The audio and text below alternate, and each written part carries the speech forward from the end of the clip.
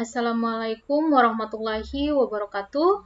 Perkenalkan, saya Ilda Rahmelia Umasugi dengan NPM 073521111030 bersama teman-teman kelompok saya yaitu Dandri Lahana dengan NPM 0735211118, Devi Marni R. Barmawi dengan NPM 073521111025, M. Mulkan A. Mufti dengan NPM 073521111052, Andi Risnawati dengan NPM 073521111066, Rizky Dani Hasan dengan NPM 073521111075, dan Asil Taufikur Rahman dengan NPM 073521111126. Kami dari kelas 4 IF1.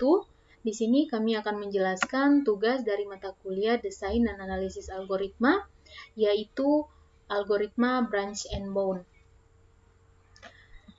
Di sini terdapat 9 poin yang akan kami jelaskan. Poin yang pertama yaitu latar belakang pembahasan. Poin yang kedua yaitu pengertian algoritma branch and bound. Poin yang ketiga yaitu langkah-langkah algoritma branch and bound. Poin yang keempat, kelebihan dari algoritma branch and bound. Yang kelima, kekurangan algoritma branch and bound. Yang keenam, kegunaan algoritma branch and bound. Yang ketujuh, manfaat dari algoritma branch and bound. Yang kedelapan, contoh kasus dari algoritma branch and bound. Dan yang terakhir, yang kesembilan, yaitu kesimpulan dari pembahasan. Jadi, saya akan menjelaskan poin yang pertama, yaitu latar belakang dari pembahasan ini. Di mana dalam dunia komputer, algoritma merupakan serangkaian langkah atau instruksi yang digunakan untuk menyelesaikan suatu masalah atau mencapai tujuan tertentu. Salah satu algoritma yang penting dan sering digunakan dalam berbagai bidang adalah algoritma branch and bound.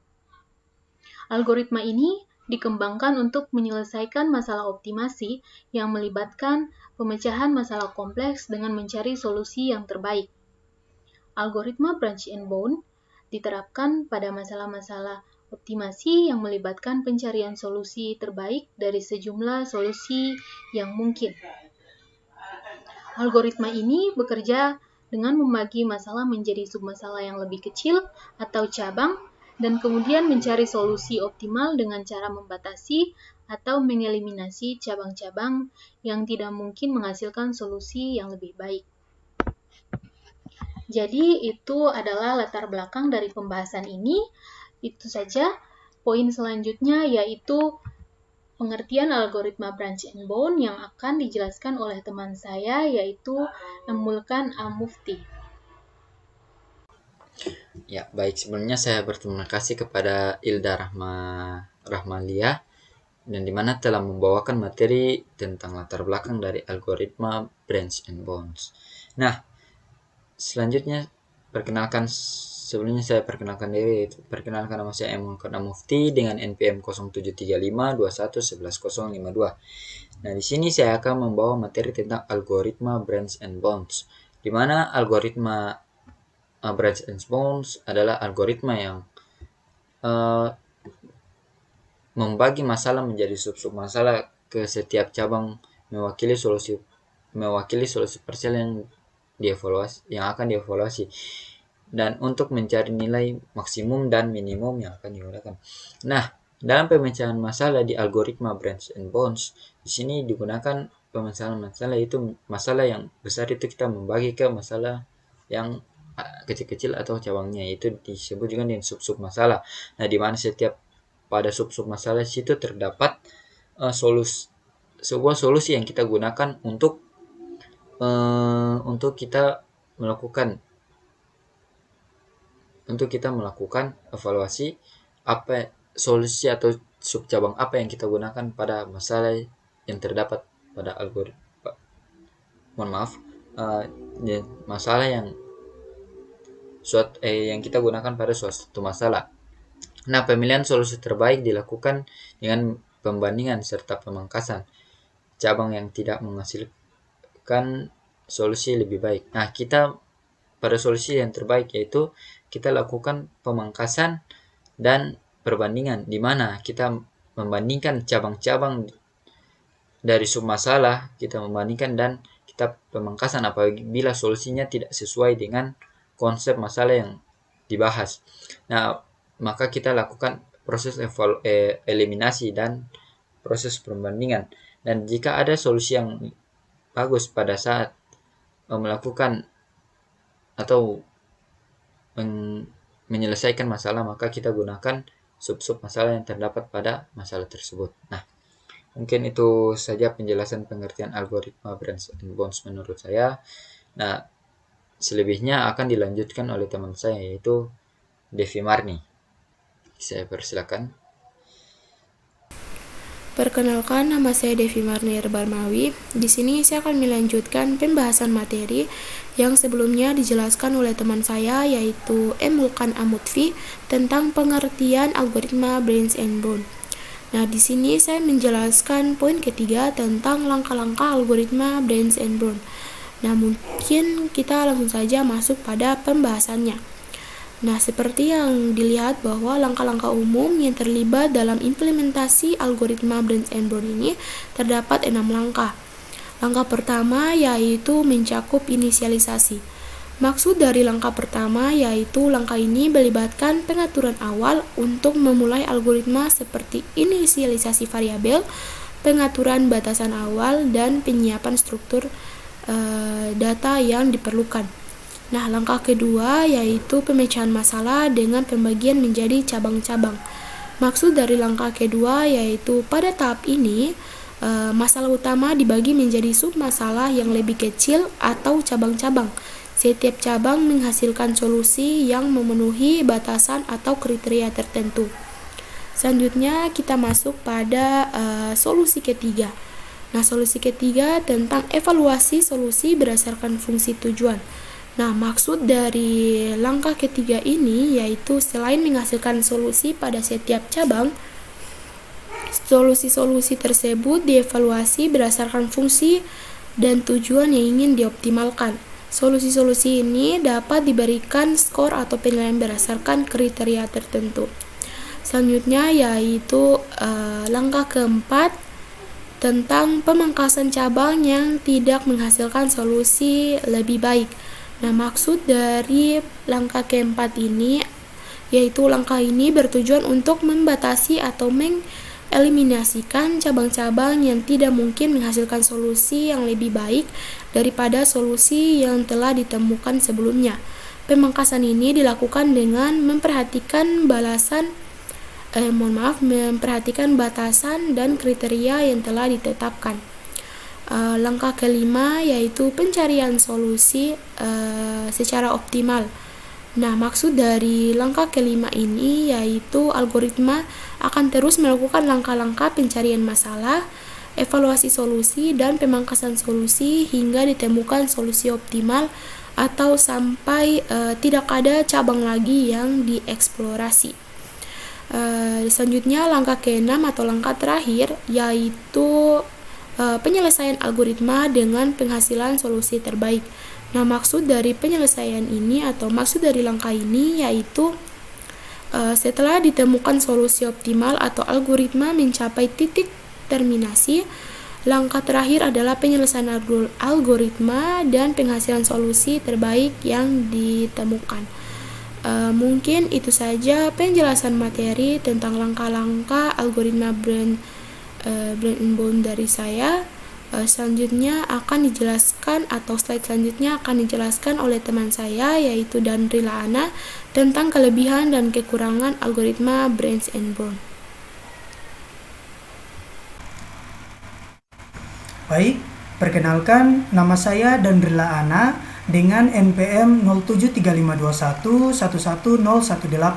Di sini saya akan melanjutkan materi yaitu tentang kelebihan dan kekurangan algoritma branch and bond. Dan berikut adalah kelebihannya. Yang pertama yaitu kemampuan mencari solusi optimal. Jadi kemampuan mencari solusi merujuk pada kemampuan algoritma untuk menentukan solusi terbaik atau paling efisien dari suatu masalah. Kemudian yang kedua yaitu penerapan pada berbagai jenis masalah optimasi. Jadi ketika kita menggunakan istilah penerapan pada berbagai jenis masalah optimasi, itu mengacu pada mengimplementasikan atau menerapkan solusi algoritma yang relevan untuk memecahkan masalah optimasi tertentu. Kemudian yang ketiga yaitu penanganan ruangan pencarian yang besar. Jadi menangani ruangan pencarian yang besar merujuk pada proses atau teknik untuk mengatasi tantangan yang terkait dengan ruangan pencarian yang besar dalam konteks algoritma pemecahan masalah. Jadi ketika kita berbicara tentang ruangan pencarian yang besar, itu berarti ada banyak kemungkinan solusi yang harus dieksplorasi atau dinavigasi untuk mencari solusi optimal atau solusi yang memadai. Dan yang terakhir adalah kesesuaian dengan batasan yang kriteria yang relevan, serta dapat fokus pada solusi yang menjanjikan dan efisien untuk menghasilkan solusi yang lebih baik, merupakan kelebihan dari algoritma ini. Itulah kelebihan algoritma Branch and Bound. Dan selanjutnya penjelasan tentang kekurangan algoritma Branch and Bound.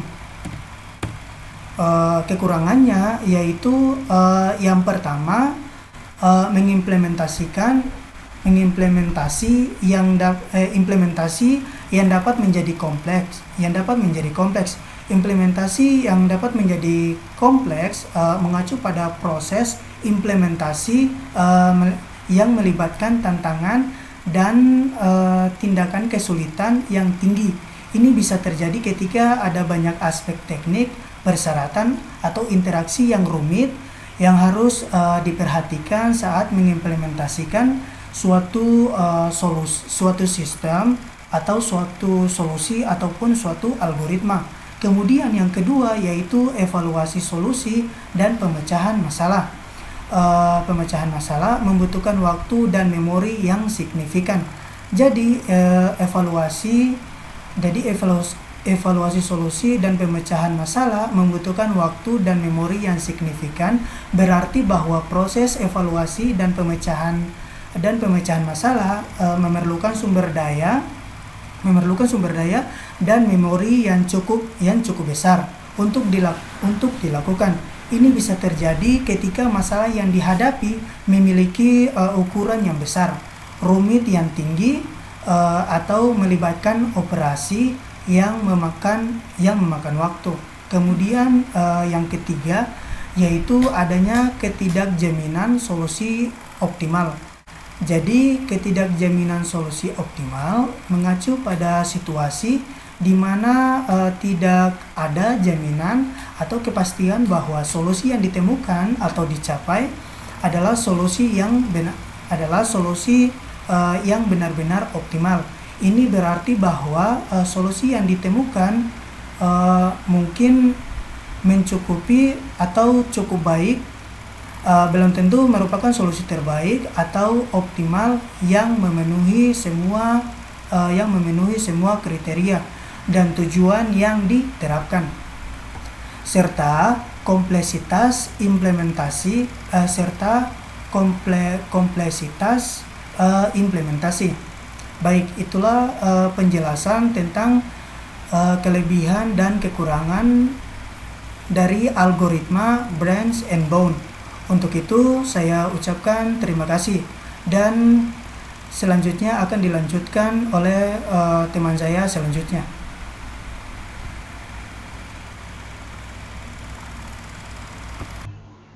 Baik, Assalamualaikum warahmatullahi wabarakatuh. Saya Rizky Daniasan akan menjelaskan poin yang ke-6, yaitu kegunaan algoritma Branch and Bound. Kegunaan algoritma Branch and Bound Ini utamanya dalam pemecahan masalah, optimisasi seperti optimisasi kombinatorial, penugasan, pemetaan jaringan, pengelolaan sumber daya yang dapat membantu mencari solusi optimal dalam berbagai konteks, termasuk dalam masalah pengelolaan sumber daya, dan alokasi sumber daya dalam pusat data. Lalu, kegunaan algoritma Branch and Bound ini juga dia memiliki beragam kegunaan dalam pemecahan masalah optimisasi. Beberapa kegunaannya itu seperti yang pertama optimisasi kombinatorial, di mana optimisasi kombinatorial ini algoritma Branch and Bound digunakan dalam masalah di mana digunakan untuk memecahkan solusi optimal dan harus memilih dari himpunan kemungkinan solusi. Dan contohnya itu seperti menyelesaikan dengan algoritma ini menggunakan Traveling Salesman Problem atau TSP. Lalu yang kedua, penugasan dan pemetaan. Di sini penugasan dan pemetaan ini digunakan untuk memecahkan masalah penugasan atau assignment problem dan pemetaan jaringan network mapping. Dalam penugasan algoritma ini membantu menentukan penugasan yang optimal secara sumber daya dengan sejumlah tugas. Sedangkan dalam pemetaan jaringan, algoritma ini membantu menentukan penempatan optimal sumber daya pada jaringan yang ada. Lalu yang ketiga ada pencarian rute. Pencarian rute ini digunakan dalam masalah pencarian rute seperti dalam masalah perutean kendaraan atau visual routing problem atau perencanaan route planning. Dalam kasus ini, algoritma ini membantu mencari rute terpendek atau optimal yang melibatkan kunjungan ke sejumlah titik dalam jaringan. Lalu yang keempat ada pengelola sumber daya. Algoritma ini juga digunakan dalam pengelolaan sumber daya di mana optimisasi alokasi sumber daya menjadi tujuan contoh penggunaan algoritma. Lalu penggunaan algoritma ini dalam alokasi sumber daya, dalam pusat data atau center resource, data center resource allocation, penjadwalan reproduksi, atau pengelolaan persediaan atau inventory management. Lalu yang terakhir, yang kelima, perencanaan produksi. Dalam konteks perencanaan produksi ini juga algoritma Branch and Bound dapat membantu dalam menentukan jadwal produksi yang optimal dengan mempertimbangkan berbagai batasan dan kriteria yang ada.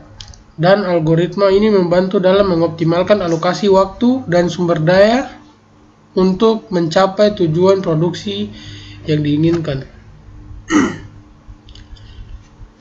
Baik, itu saja yang saya jelaskan untuk yang keenam, yaitu kegunaan algoritma Branch and Bound.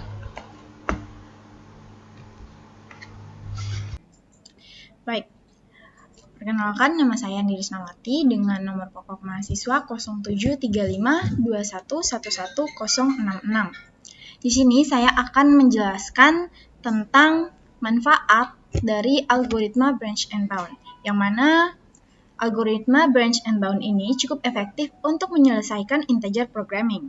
Ini karena algoritma bermanfaat dalam meningkatkan efisiensi pencarian solusi dengan membagi masalah menjadi subset yang lebih kecil dan mengeliminasi subset yang tidak memenuhi batasan, sehingga mempercepat proses pencarian solusi optimal.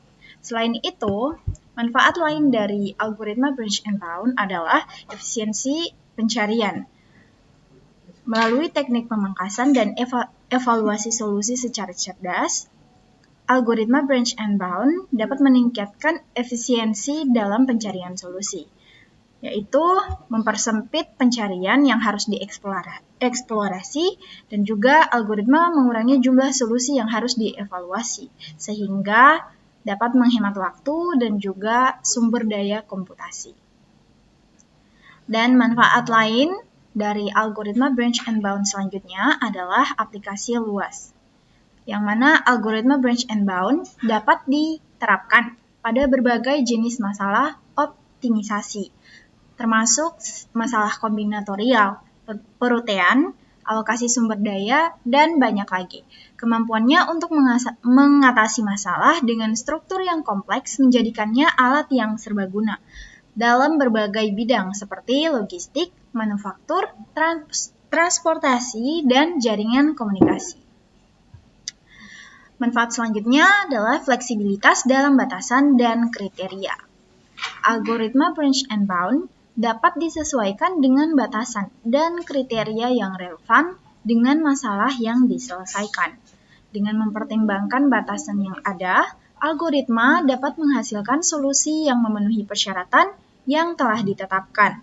Dan manfaat yang terakhir dari algoritma branch and bound adalah dukungan dalam pengambilan keputusan, yang mana algoritma ini memberikan dukungan yang berharga dalam pengambilan keputusan dengan memberikan solusi optimal atau mendekati solusi optimal. Algoritma ini membantu para pengambil keputusan dalam menentukan langkah terbaik yang dapat diambil dalam menghadapi masalah optimisasi yang rumit.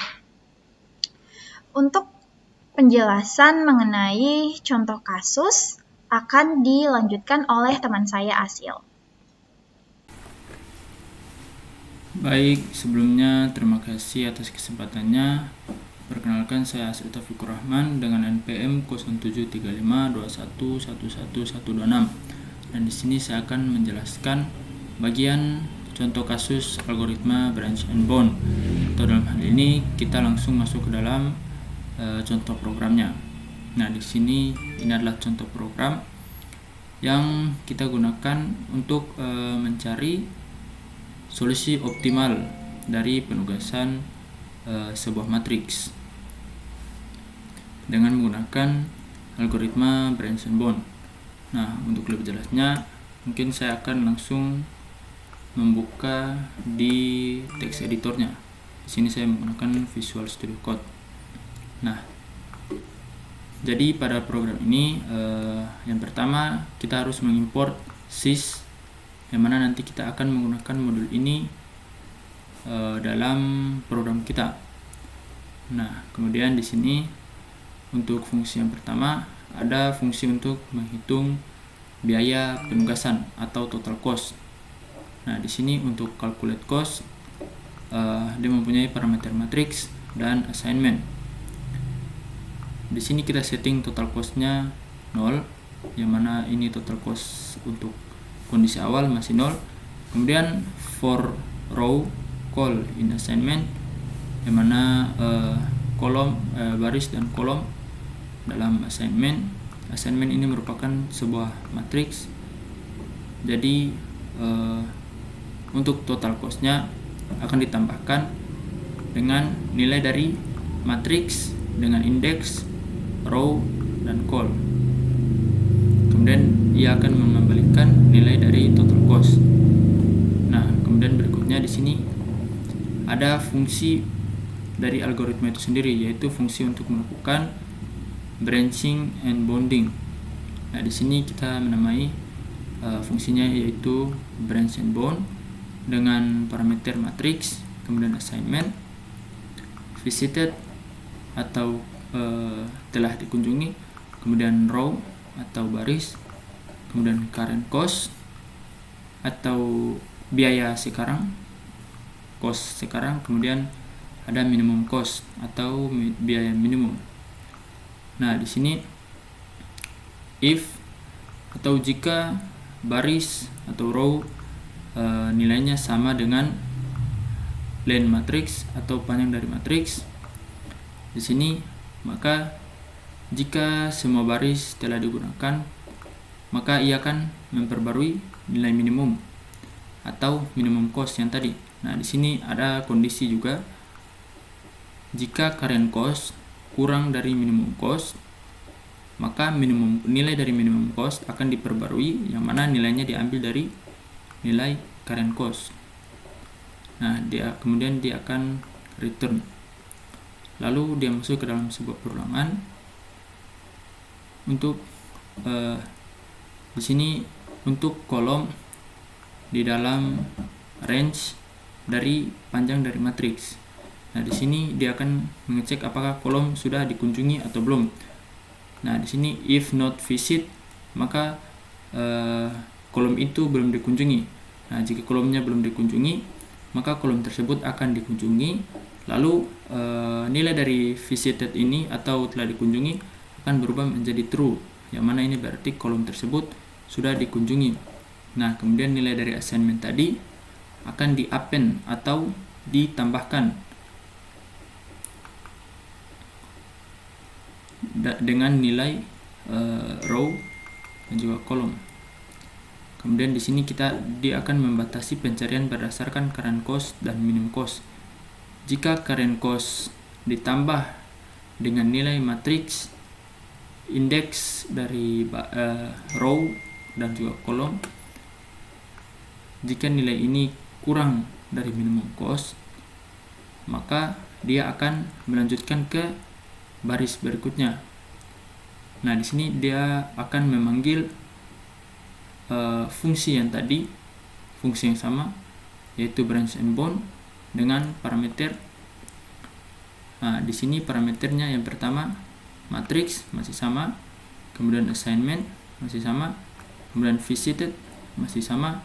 Nah, yang berbeda yaitu di sini, yaitu row tambah 1, yang mana ya artinya dia akan melakukan branch and bound ke baris yang berikutnya. Kemudian ada current cost. Nah, untuk current cost-nya di sini dia menggunakan nilai current cost ditambah dengan nilai dari matriks baris dan kolom yang sekarang yang sedang dikunjungi. Kemudian minimum cost masih tetap. Kemudian jika sudah, maka batalkan penugasan atau visit call, di set nilainya menjadi false. Kemudian assignment kita panggil fungsi pop. Nah, ini merupakan fungsi utama dari programnya. Di sini kita akan mengset 6 rows atau jumlah baris dari yang mana nilainya diambil dari len matrix. Kemudian ada jumlah kolom yang diambil dari len matrix indeks ke 0. Nah, di sini untuk matriks yang kita gunakan yaitu matriks yang ini. Jadi untuk rows atau barisnya yaitu diambil dari nilai len matrix atau panjang dari matriksnya, yaitu ada 1, 2, 3, 4. Maka untuk barisnya ada 4. Kemudian untuk kolom diambil dari nilai len matrix indeks ke 0. Indeks ke 0 yaitu yang ini. Kemudian diambil nilai panjang dari matriksnya yaitu 1, 2, 3, 4. Maka di sini untuk matriksnya yaitu 4x4 dengan 4 baris dan 4 kolom. Kemudian kita inisialisasi variabel awalnya. Nah, ini yang tadi assignment itu merupakan sebuah array satu dimensi yang masih kosong. Nah, yang mana array itu nanti akan di-append pada bagian ini yang tadi. Kemudian di sini visited atau telah dikunjungi. Nah, di sini untuk nilai awalnya kita gunakan false untuk setiap kolom yang ada di sini. Jadi maksudnya di sini kolomnya itu pada posisi awal kita set dia belum dikunjungi. Nah, jadi di sini jika kolom belum dikunjungi, maka pas ia telah dikunjungi, maka nilainya akan berubah menjadi true. Kemudian kita lanjut. Nah, untuk minimum cost-nya kita ambil dengan menggunakan ini modul yang tadi yang telah kita import di atas, yaitu sys.maxsize yang dia akan menentukan minimum cost-nya. Kemudian di sini dia akan memanggil fungsi branch and bound, yaitu fungsi yang tadi dengan parameter. Nah, di sini parameter pertamanya matriks. Nah, kita ambil matriks yang sudah kita definisikan di sini. Kemudian assignment yaitu array yang masih kosong. Kemudian visited di sini untuk dikunjungi masih bernilai false, belum dikunjungi semua. Kemudian ini adalah row. Kita akan mulai dari baris ke 0. Kemudian Nol yang berikut ini adalah current cost atau biaya sekarang. Biaya awalnya kita set mulai dari 0. Kemudian ada minimum cost yang kita ambil dari sini. Nah, jika fungsi branch and bound tadi sudah kita jalankan, nah di sini jika ia sudah melakukan rekursif berulang-ulang dan sudah selesai, maka kita langsung mencetak hasilnya, yaitu solusi optimal. Kemudian biaya totalnya kita ambil dari minimum cost atau biaya total yang paling optimal, yang paling minimum untuk penugasan dari matriks yang sudah kita tentukan di sini. Nah, ini kita langsung panggil solve assignment dengan parameter matriks. Kita akan memanggil fungsi ini dengan parameter yang kita masukkan, yaitu matriks yang telah kita definisikan. Nah, di sini jika saya running, maka hasilnya akan keluar, dia akan langsung keluar biaya optimalnya. Ya, saya coba running.